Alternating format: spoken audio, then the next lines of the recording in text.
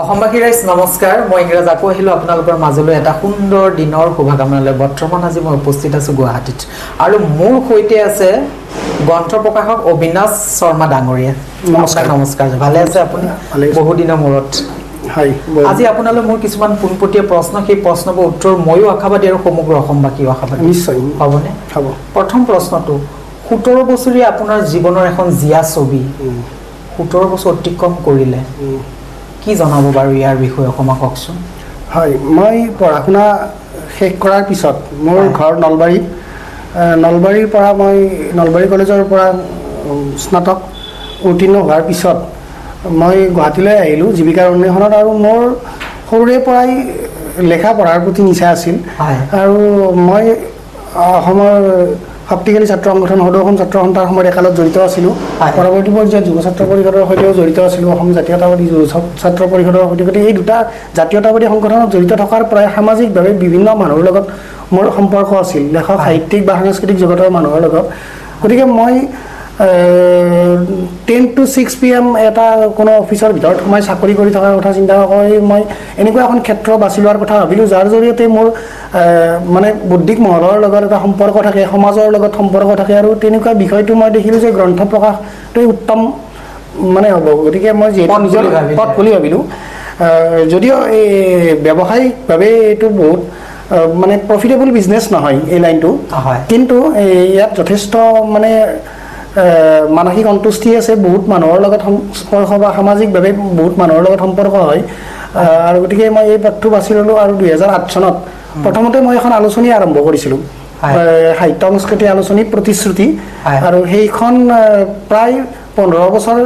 নিৰবিচ্ছিন্নভাৱে প্ৰকাশ পাইছিল লকডাউনৰ সময়ত হোৱা বিভিন্ন আৰ্থিক অসুবিধাৰ কাৰণে সেই আলোচনীখন বন্ধ কৰিবলগীয়া হৈছিল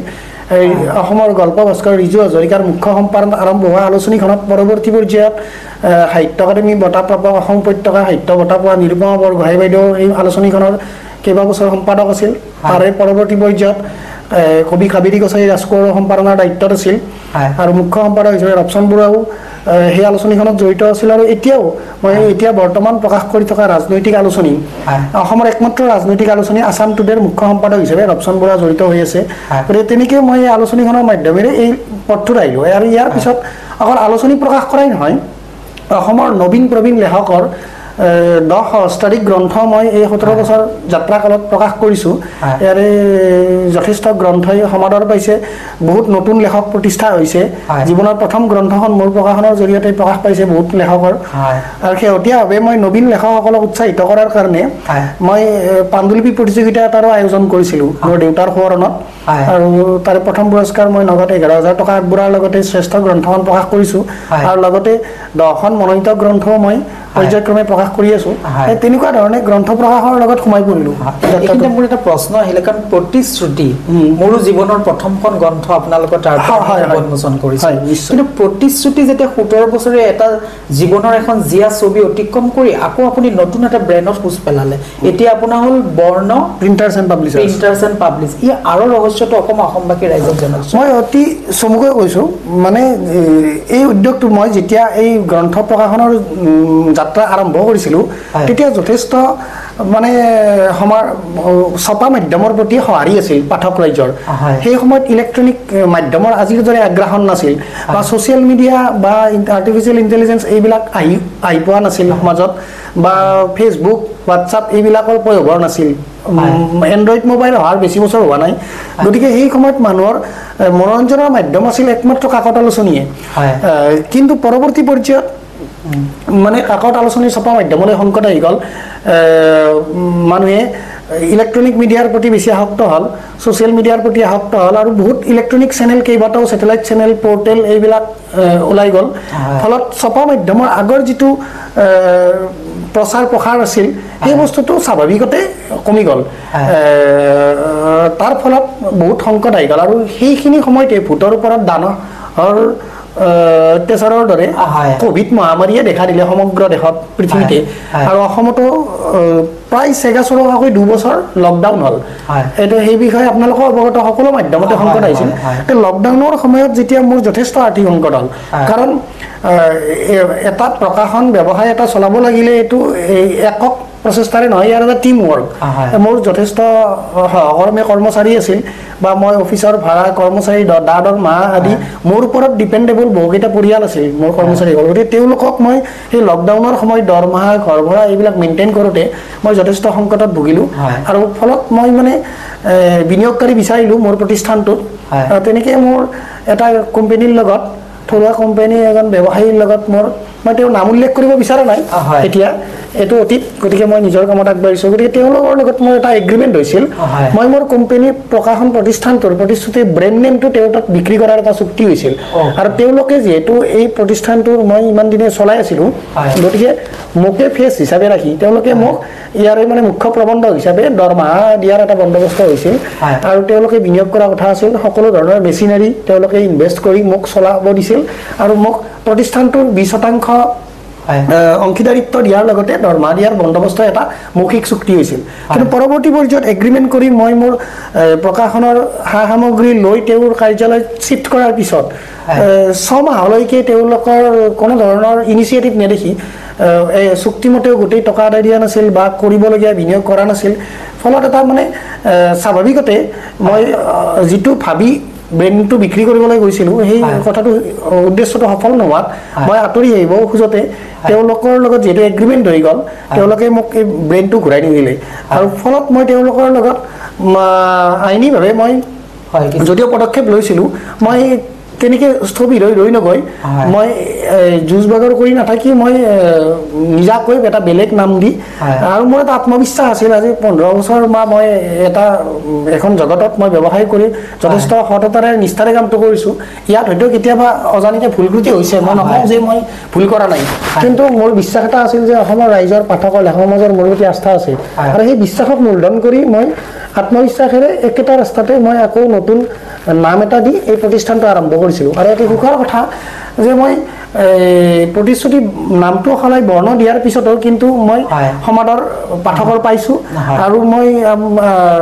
জনাবলৈ পাই সুখী হৈছোঁ যে 2023 চনত আৰম্ভ কৰা বৰ্ণ প্ৰিণ্টাৰ্ছ এই 2 বছৰৰ ভিতৰত মই প্ৰায় শতাধিক লেখকৰ গ্ৰন্থ প্ৰকাশ কৰিবলৈ সক্ষম হৈছোঁ। আৰু গোটেইখিনি গ্ৰন্থই লেখক পাঠকৰ যথেষ্ট সমাদৰ পাইছে। আৰু সমান্তৰালভাৱে মই অলপ আগতে উল্লেখ কৰিছোঁ, আগৰ আলোচনীখন বন্ধ হোৱাৰ পিছত যিখন প্ৰতিশ্ৰুতিৰ পিছত আছাম টুডে মই অসমৰ একমাত্ৰ ৰাজনৈতিক আলোচনী প্ৰকাশ কৰিছোঁ, এই আলোচনীখনেও যথেষ্ট সমাদৰ লাভ কৰিবলৈ সক্ষম হৈছে। আৰু আলোচনীখনত বৰ্তমান মুখ্য সম্পাদক হিচাপে ৰপচন বৰুৱাৰ লগতে উপ সম্পাদক নৱজ্যোতি কাশ্যপ হিচাপে জড়িত আছে, মই নিজে সম্পাদক, আৰু সাদিক চৌধুৰী পৰিচালন সম্পাদক, আৰু এনেকৈ কেইবাগৰাকী ব্যক্তি জড়িত আছে। আৰু আমাৰ প্ৰতিষ্ঠানৰ মুখ্য প্ৰবন্ধক হিচাপে ৰিজুমণি গোস্বামী বাইদেউ, তেখেতে প্ৰকাশনৰ কাম কাজখিনি চম্ভালি আছে আৰু যথেষ্ট সমাদৰ লাভ কৰে। এইখিনি আৰু এটা পোনপটীয়া প্ৰশ্ন আপোনালৈ, যিহেতু যিমানখিনি প্ৰকাশক আছে উদ্যোগিক হিচাপে কিন্তু এতিয়ালৈকে সেইটো অসম চৰকাৰে কোনো স্বীকৃতি এইটো এটা বৰ পৰিতাপৰ বিষয়, আপুনি কি ক'ব বাৰু? হয় হয়, মই এই সুযোগতে মই অসম চৰকাৰলৈ আহ্বান জনাইছোঁ বা ভাৰত চৰকাৰলৈ, মাননীয় প্ৰধানমন্ত্ৰী নৰেন্দ্ৰ মোদী ডাঙৰীয়ালৈও, যে ভাষা এটা জাতিৰ দাপোন বুলি কয় মানুহে। গতিকে জাতি এটাৰ চিনাকি, দেশ এখনৰ পৰিচয় নিজৰ ভাষা সংস্কৃতি। গতিকে প্ৰকাশকসকলে এই ভাষাটো সংস্কৃতিটো জীয়াই ৰাখে। গতিকে প্ৰকাশনটোক এটা উদ্যোগ হিচাপে স্বীকৃতি দি তেওঁলোককো বিভিন্ন ধৰণৰ চৰকাৰী আঁচনিত সামৰি ল'ব লাগে। আজি এজন ষ্টাৰ্টআপৰ ক্ষেত্ৰতে হওক,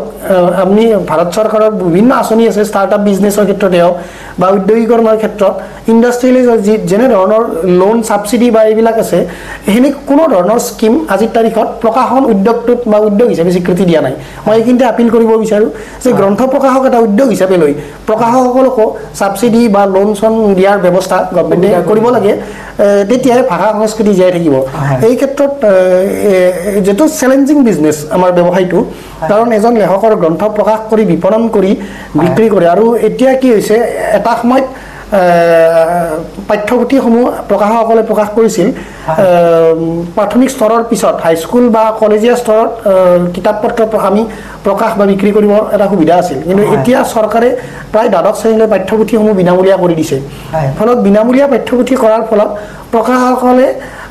হাতত মানে ব্যৱসায়টো কমি আহিছে। এতিয়া অকল মৌলিক গল্প, কবিতা, প্ৰবন্ধৰ কিতাপ বিক্ৰী কৰি এটা প্ৰকাশন গোষ্ঠী জীয়াই থকাটো সম্ভৱ নহয়। আৰু কথাটো ভাৰত এখন বৈচিত্ৰ্যময় দেশ, ইয়াত বিভিন্ন ভাষা ভাষী জনগোষ্ঠী আছে। গতিকে অকল অসমীয়া ভাষাৰ গ্ৰন্থ প্ৰকাশ কৰি ইয়াক উদ্যোগ হিচাপে জীয়াই ৰাখি নিজৰ লগতে 10জনক সংস্থাপন দিয়াৰ ক্ষেত্ৰত যথেষ্ট এইটো প্ৰত্যাহ্বানমূলক বিষয় গতিকে চৰকাৰক এই সুযোগতে মই আহ্বান জনাইছোঁ ইয়াক উদ্যোগ হিচাপে স্বীকৃতি দি এই প্ৰকাশকসকলক সকাহ দিয়াৰ ব্যৱস্থা কৰক আৰু এটা প্ৰশ্ন আহিল অসমীয়া ভাষাটো কাৰণ আমি দেখা পাওঁ আজিকালি বহুবোৰ ছিন্ন বিচ্ছিন্ন বহুবোৰ ক্ষেত্ৰত আমি দেখা পাই আছোঁ আপোনাৰ দৃষ্টিভংগীত অসমীয়া ভাষাটোৰ প্ৰতি আপুনি কি ক'ব বিচাৰিব অসমীয়া এটা যথেষ্ট পুৰণি ভাষা আৰু এতিয়া ভাৰত চৰকাৰে ইয়াক ধ্ৰুপদী ভাষা হিচাপে স্বীকৃতি দিছে এই ভাষাটোৰ ভৱিষ্যত আছে এই ভাষাত যথেষ্ট নতুন প্ৰজন্মৰ ল'ৰা ছোৱালীয়ে চৰ্চা কৰি আছে আৰু এই ক্ষেত্ৰত মই বিদ্যা ভাৰতী আৰু অসম জাতীয় বিদ্যালয়ক শলাগ আৰু ধন্যবাদ দিব লাগিব যে এই ভাষাটোৰ ক্ষেত্ৰত অসম জাতীয় বিদ্যালয় যি ধৰণে অৰিহণা যোগাইছে নতুন প্ৰজন্মৰ আজি ব্যক্তিগত খণ্ডৰ ইংৰাজী মাধ্যমৰ স্কুলৰ প্ৰতি ধাৱমান হোৱাৰ সময়তে অসম সাহিত্য সভাৰ সমান্তৰালভাৱে অসম জাতীয় বিদ্যালয় শিক্ষা ন্যাসে বা বিদ্যা ভাৰতীয়ে শংকৰদেৱ শিশু নিকেতন বা জাতীয় বিদ্যালয় যি ধৰণে নতুন প্ৰজন্মক মাধ্যমটোৰ প্ৰতি আকৰ্ষিত কৰি কৰিছে গতিকে এই ক্ষেত্ৰত অসমীয়া ভাষাৰ ভৱিষ্যত ভাল আৰু যথেষ্ট নতুন ল'ৰা ছোৱালী অসমীয়া মাধ্যমত পঢ়া ল'ৰা ছোৱালী ওলাইছে গতিকে ভাষাটোৰ মৰণ নহয় আৰু যদি অলপ চৰকাৰে সহযোগিতা আগবঢ়ায় তেনেহ'লে প্ৰকাশনটো এটা যথেষ্ট মানে এই প্ৰকাশক হিচাপেও স্বাৱলম্বী হ'বৰ কাৰণে নতুন প্ৰজন্ম আগ্ৰহী হ'ব আপোনালৈ শেষৰটো প্ৰশ্ন অসম আজি প্ৰগতি দিশে হয় অসমৰ মাননীয় মুখ্যমন্ত্ৰী হিমন্ত বিশ্ব শৰ্মাৰ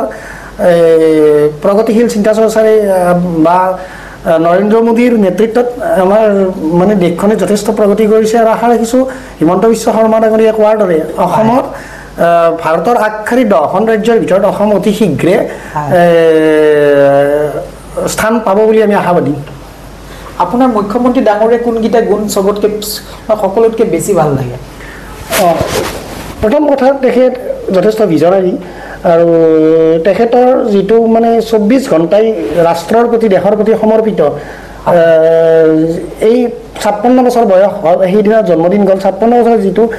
কৰ্মতৎপৰতে সক্ৰিয়তাৰে কাম কৰি আছে সেইটো যথেষ্ট তেখেতৰ পৰা শিকিবলগীয়া বা অনুকৰণীয় গুণ তেখেতৰ আৰু তেখেতৰ যিবিলাক মানে চিন্তা চৰ্চা যি ধৰণৰ মানুহৰ লগত জনসম্পৰ্ক তেখেতৰ এইবিলাক যথেষ্ট আপোনাৰ প্ৰিয় ৰাজনীতিবিদ কোন হয় একেবাৰে হিমন্ত বিশ্ব শৰ্মাৰ নামেই ক'ব লাগিব আজিৰ তাৰিখত অকল মোৰেই নহয় অসমৰ যুৱ প্ৰজন্মৰ যদি প্ৰিয় ৰাজনীতিক বুলি কয় মই ভাবোঁ গৰিষ্ঠ সংখ্যকৰ মুখত এটাই নাম আহিব ডক্টৰ হিমন্ত বিশ্ব শৰ্মা অসমৰ মাননীয় মুখ্যমন্ত্ৰী হয় আৰু আজি আপোনাক ইয়াতে বিদায় জনালোঁ অনাগত দিনত মই আকৌ আহিম এনেকুৱা সৰু সৰু অনুষ্ঠানবোৰ আপোনালোকলৈ লৈ আপুনি অসমবাসী ৰাইজক কিবা জনাব হয় মই অসমবাসী ৰাইজলৈ আহ্বান জনাইছোঁ অসমীয়া পঢ়ক লিখক আৰু অন্ততঃ মাহেকত এখন হ'লেও অসমীয়া কিতাপ কিনক নিজৰ ভাষাটোৰ উত্তৰণৰ ক্ষেত্ৰত আৰু ইংৰাজী মাধ্যমত ল'ৰা ছোৱালী পঢ়ালেও নিজৰ ভাষাটোক অন্ততঃ ঘৰত হ'লেও শিকাবৰ যত্ন কৰক যাতে এনেকুৱা এটা প্ৰজন্মৰ সৃষ্টি নহয় নিজৰ ভাষা সংস্কৃতি নজনা বা নাজানো বুলি ক'বলগীয়া পৰিস্থিতি নহয় হয় ধন্যবাদ আৰু অসমবাসী ৰাইজ আজি আমাৰ অনুষ্ঠানটো ইয়াতে সমাপ্ত কৰিলোঁ আৰু অনাগত দিনত মই ইংৰাজী আকৌ আহিম এনেকুৱা সৰু সৰু অনুষ্ঠানবোৰ লৈ কাৰণ ইংৰাজৰ যিটো চেনেল আছে ইংৰাজ অসমীয়া সেইটো লাইক কমেণ্ট শ্বেয়াৰ ছাবস্ক্ৰাইব কৰিব কেতিয়াও নাপাহৰিব তেতিয়াহে জীৱনৰ বিশাল